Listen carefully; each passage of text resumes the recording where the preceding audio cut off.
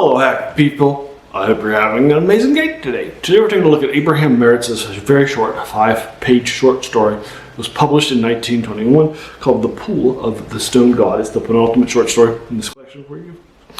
So basically this collection, Renegade Swords 2, for you folks, is all about some sword and sorcery stuff, typically in the series. Number 1, 2, is typically by characters that have been published by big name authors that might not have really picked up because they were only the once or twice.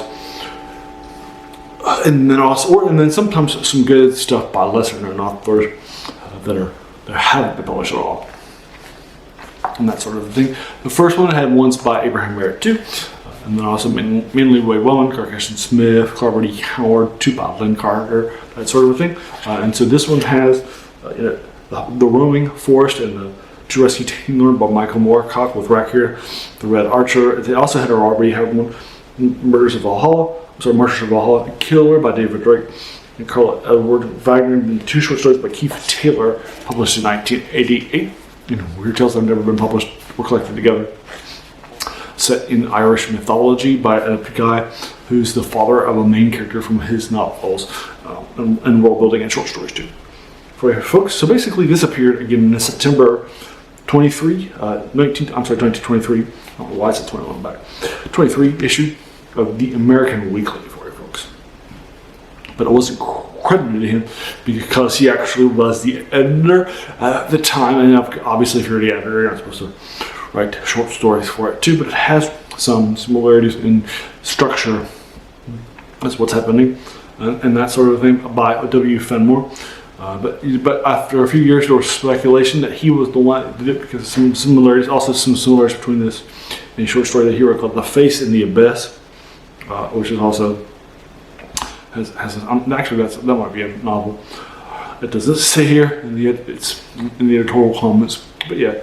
And since they both have pools, as you can tell from the title, and gods and the gripping blood and the statues and that sort of thing, you can definitely tell that these are the same sort of times, structure, and that sort of thing. So that's one of the reasons why a lot of critics have, and his files proved that he was the one that wrote this 5-page short story called The Pool of the Stone God for you. So as you can tell from the spoilers, but this is a pool of a stone god. Basically what's happening. We have a few people that are escaping after an expedition to try to find some things. On the first page it goes awry, and now they're exploring their landing place in order to find out what happens. And that sort of a thing.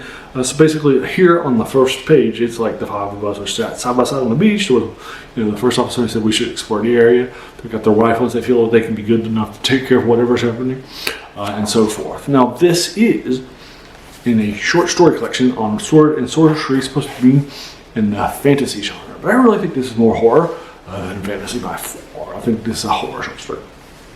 Now, the Moonpool short story initially was published by Abraham Merritt. It was his first work.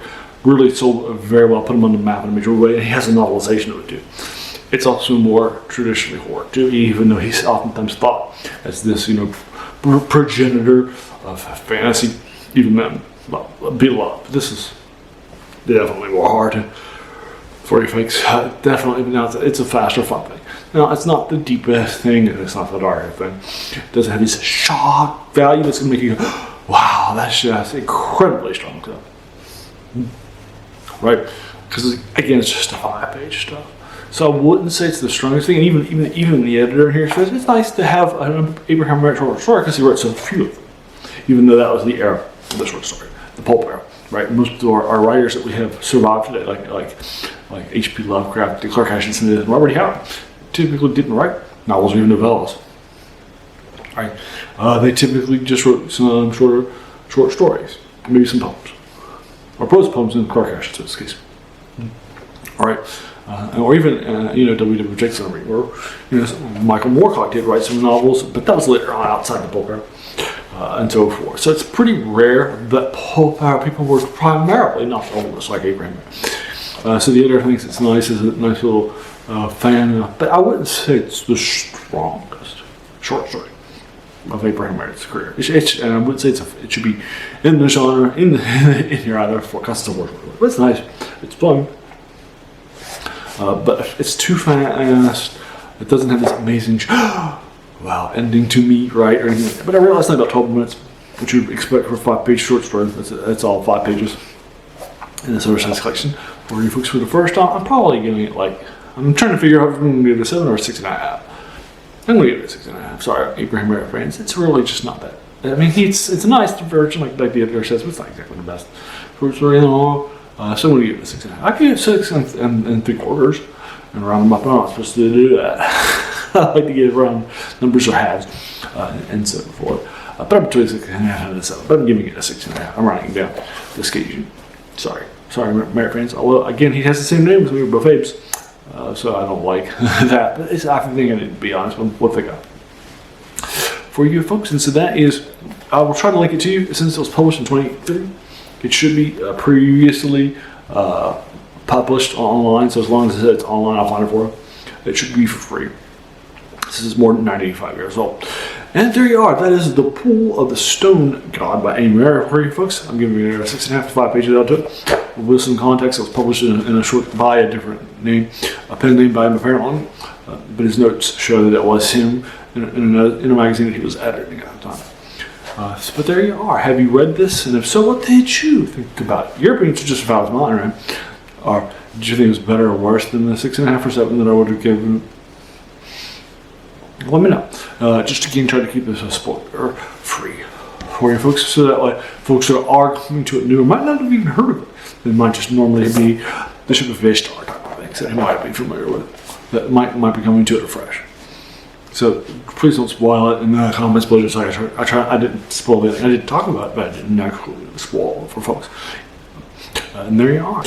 So if you like this video, why not hit the like button, the subscribe button, to be notified of my videos. I try to do 3 videos of this a week, and also the icon if you're on Frisky.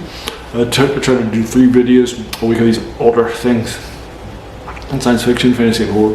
And this is arguably a fantasy collection, but it's horror. Either way, it'd be fun. Or science fiction too, for you folks, all of them. Because, so basically the idea here is to do some fun stuff with it and get you some context. So if you like that, hit the video. I also did to keep my Saturdays to a serial Saturday for the lost movie serials that were done also in this era, roughly, actually a couple of decades after, but you get the idea. But yeah, of things that were done in order to a lost storytelling art. I also do Wednesday video game reviews too, so that's fun too. But I'll be publishing this on the side.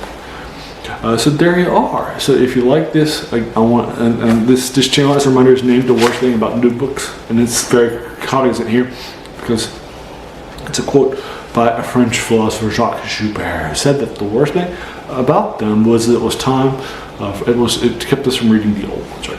We definitely need to go back and read these old things. In this case, definitely older. Short story, not a novel, but you get the idea. And then also, finally, I want to thank you so much for taking some time out of your day and investing and watching my videos, right? Because we all have so many things that are happening in our lives, and we're pulled in so many different directions. So the fact that you spend that time with me, it's incredibly humbling. So I appreciate it so very, very much. So thanks again, and have an amazing day.